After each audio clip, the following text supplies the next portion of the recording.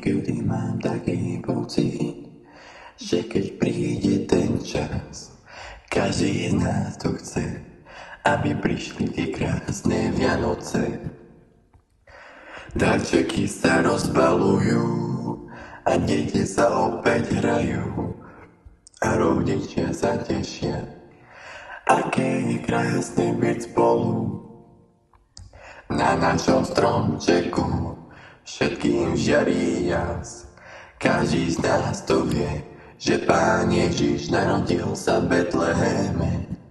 Svet nám žiarí každej chvíli, vždy sa stretávame tejto chvíli. Príde moment, ktorý rozžiarí celý svet v jeden deň.